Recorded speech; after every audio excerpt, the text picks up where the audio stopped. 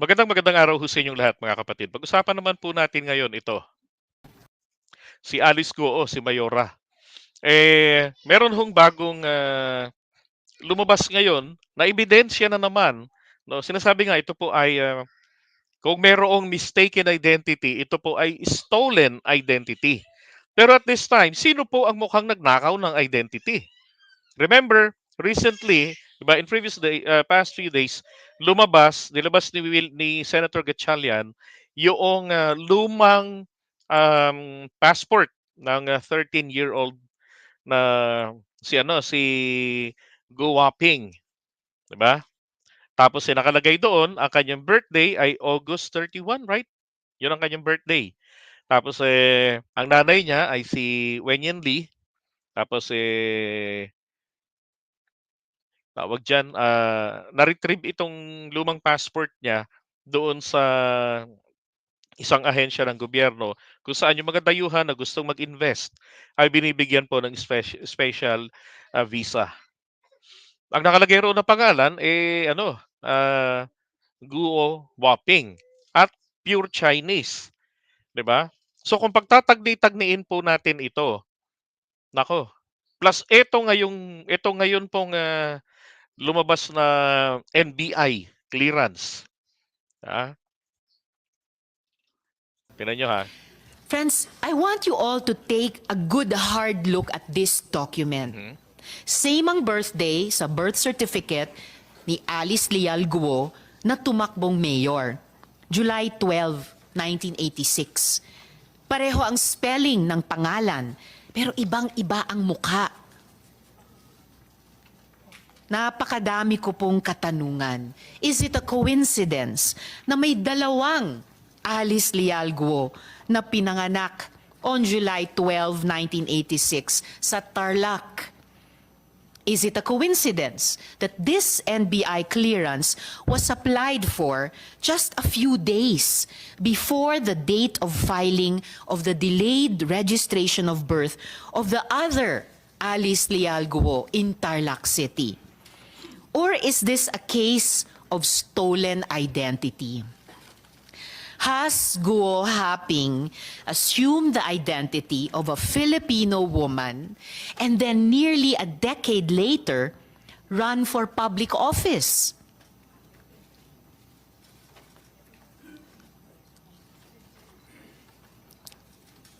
Sino po ang babaeng ito na may pangalang Alice Leal Guo pero hindi kamukha ni Mayor? Nasaan na po siya ngayon? Bakit kailangan ni Guo Haping nakawin ang pagkatao ni Ms. Alice Leal Guo? Ayun. So maliwanag na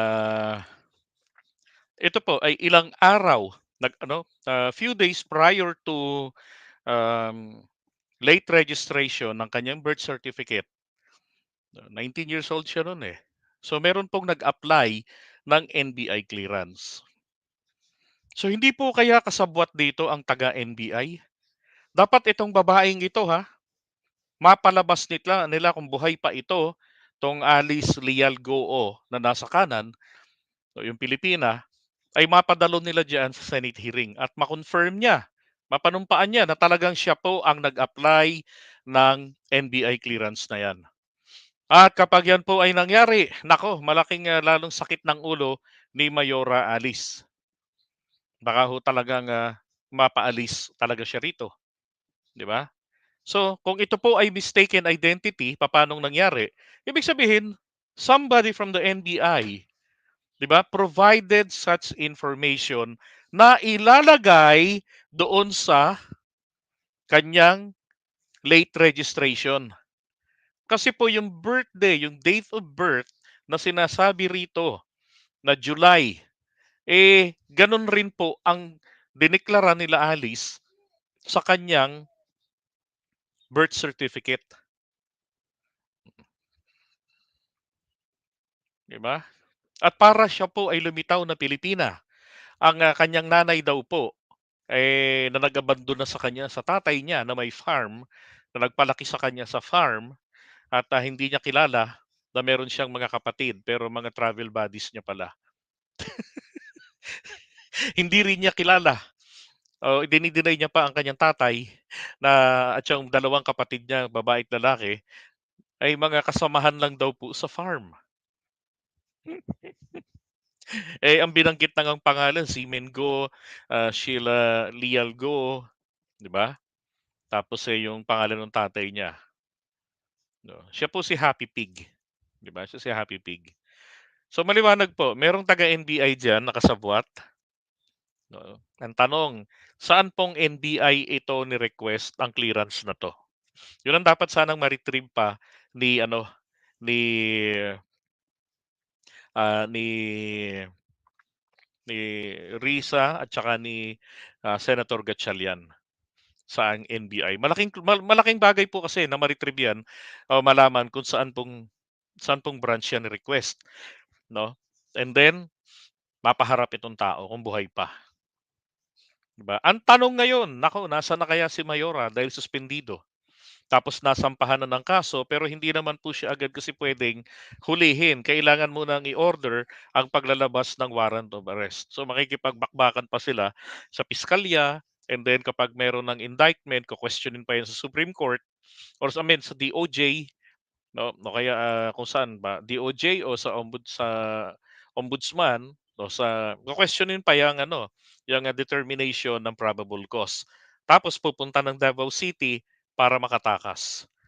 Naalala ninyo yung sa Parmali dati, yung, mga bossing ng Parmali, hindi ba nahuli rin yun tumatakas sa Davao City rin, sa airport?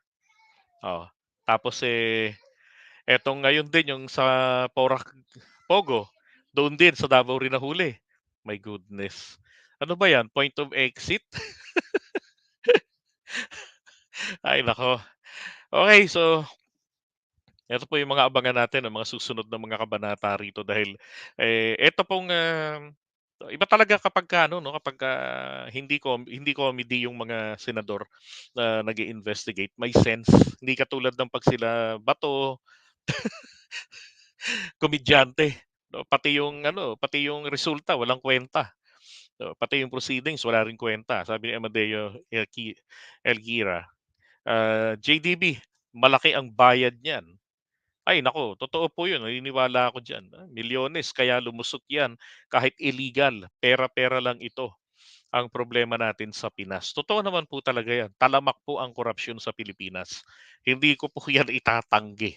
Maging nung panahon pa ni dating Pangulong Duterte, talamak ang korapsyon. Panahon ni Pinoy, talamak ang korapsyon dahil po ang disiplina po talaga. Bakit 'yan po ang pinakamalaking problema ng mga Pilipino, ang disiplina. Yung mga nakasanayan na yung palusog, yung, palusot, 'di ba? Sabi ni Don Stevie, "May fingerprint naman yang, certificate ng NBI, malalaman agad." Tama po, 'di ba? Totoo, meron 'yan. Ito pong, NBI na nakuha nila, ito po ay legit. Ito po yung ni-request ilang araw bago yung late registration ni Mayora Alice.